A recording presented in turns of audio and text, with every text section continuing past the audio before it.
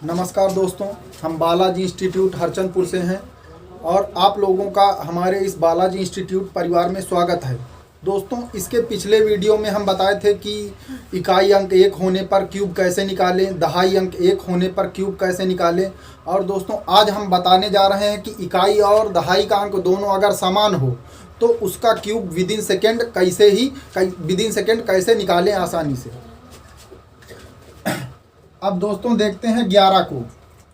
अब 11 का क्यूब निकालना है दोस्तों, तो क्या करेंगे कि किसी भी एक अंक को, चाहे वो इकाई का अंक हो या दहाई का अंक हो, क्या करेंगे कि एक अंक को ले लेंगे, चाहे वो इकाई का अंक हो चाहे वो दहाई का अंक हो, क्योंकि दोनों अंक समान है तो इसमें कोई दिक्कत नहीं है। और तीनों का क्यूब कर देंगे। एक का क्यूब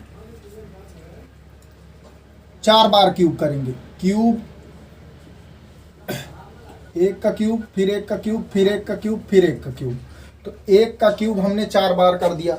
एक का क्यूब 4 बार कर दिए तो एक का क्यूब करेंगे तो एक ही आएगा। एक का क्यूब करेंगे दोस्तों तो एक ही आएगा। तो क्या करेंगे, एक एक एक लिख देंगे। एक एक एक एक लिख दिए।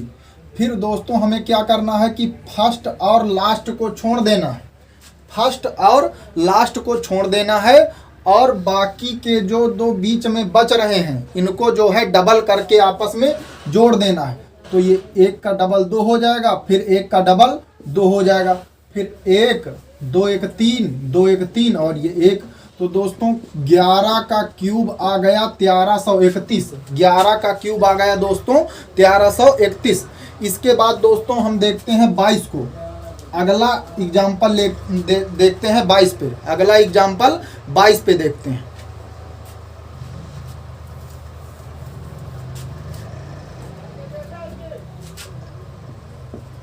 अब 22 का क्यूब निकालना है दोस्तों, तो इसमें भी वही कार्यक्रम करना है, कुछ नया नहीं करना है।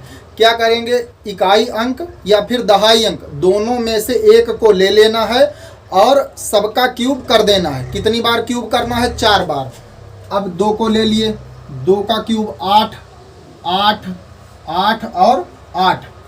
फिर से दोस्तों वही कार्यक्रम करना है, फर्स्ट और लास्ट को छोड़ देना है।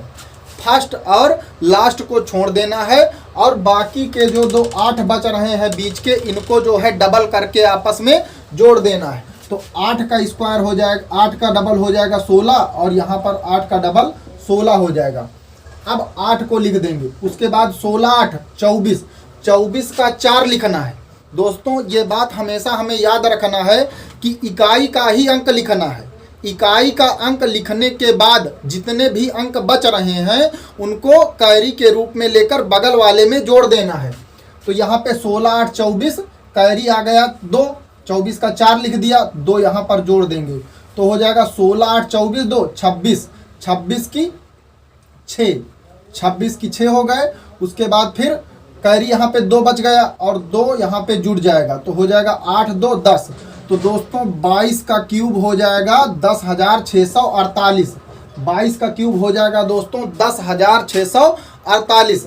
इसके बाद दोस्तों 33 को देखते हैं। 33 का क्यूब विदिन सेकेंड कैसे निकालेंगे। फिर से दोस्तों इसमें कुछ अलग नहीं करना है, वही करना है। इकाई का अंक या दहाई का अंक दोनों में से एक को ले लेना है और उनका क्यूब 4 बार करके अगल बगल लिख देना है। तो 3 का क्यूब 3 त्रिका 9 त्रिक 27 27 27 27 लिख दिए और 4 बार लिखने के बाद फर्स्ट और लास्ट को छोड़ देना है। फर्स्ट और लास्ट को छोड़ देना है और बाकी के जो दो बीच में बच रहे हैं इनको डबल करके आपस में जोड़ देना है। तो दोस्तों हो जाएगा 27 दूनी 54, 27 दूनी 54। फिर उसके बाद जोड़ देना है। अब दोस्तों हमें एक बार में एक ही अंक लिखना है। एक बार में एक ही अंक लिखना है और जो अंक बच रहे हैं उनको कैरी मान के बगल वाले में जोड़ देना है। तो यहाँ पे दोस्तों हमें 7 लिखना है। ये जो 2 बच रहा है इसको इसमें प्लस कर देना है। तो कितना हो जाएगा दोस्तों, 54 27 81 81 2 83। 83 का हमें यहाँ पर 3 लिख देना है और कैरी जो 8 बच रहा है उसको बगल वाले में जोड़ देना है। फिर यहाँ 81 ही आएगा, 81 8 हो जाएगा 89, 89 का 9 लिख देना है और 8 जो बच रहा है बगल वाले में जोड़ देना है, तो हो जाएगा 27 8 35। तो दोस्तों 33 का क्यूब आ जाएगा 35 937। 33 का क्यूब दोस्तों आ जाएगा 35 937। इसी प्रकार दोस्तों 44 को लेते हैं। इसी प्रकार दोस्तों 44 को लेते हैं कि 44 का क्यूब विदिन सेकंड आसानी से एकदम कैसे निकालें।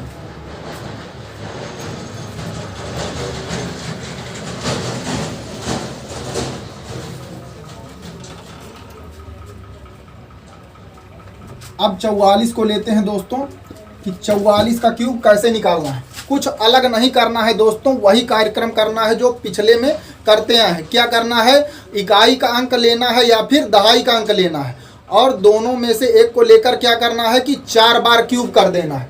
तो 4 का क्यूब कर देंगे तो 64 हो जाएगा, फिर यहाँ 64, फिर 64 और फिर 64 हो जाएगा। अब दोस्तों क्या करना है, हमें फर्स्ट और लास्ट को छोड़ देना है। फर्स्ट और लास्ट को छोड़ देना है और बाकी को डबल करके आपस में जोड़ देना है। तो 64 का डबल दोस्तों हो जाएगा 128 और यहाँ पर भी 64 का डबल हो जाएगा 128। फिर उसके बाद दोस्तों हमें ये बात हमेशा याद रखना है कि एक बार में एक ही अंक लिखना है।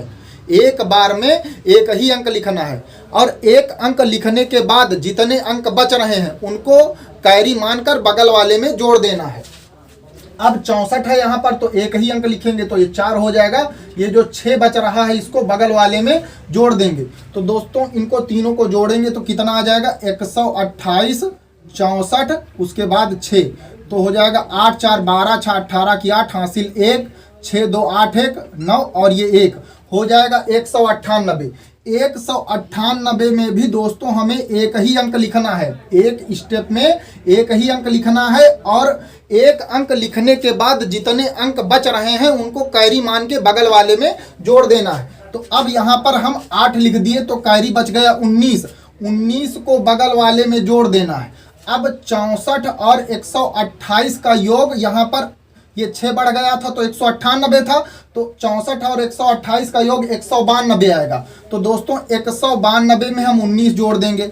192 में 19 जोड़ देंगे तो 9 2 11 की 1 हासिल 1 9 1 10 1 11 की 1 हासिल 1 1 1 2, तो दोस्तों हो जाएगा 211।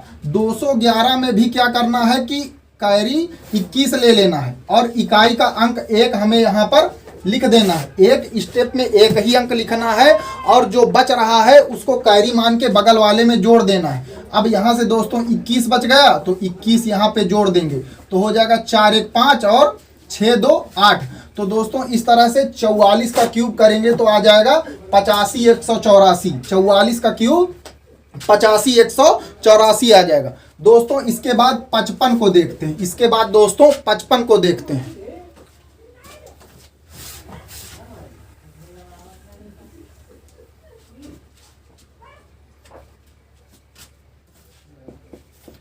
पचपन का क्यूब निकालना है तो दोस्तों क्या करेंगे, इकाई अंक या दहाई अंक दोनों सेम हैं तो क्या करेंगे कि एक अंक को ले लेंगे और लेने के बाद उसका क्यूब जो है 4 बार करेंगे। उसका क्यूब 4 बार करेंगे तो 5 को ले लेंगे तो 5 का क्यूब 4 बार करेंगे तो हो जाएगा 125 125 125 125।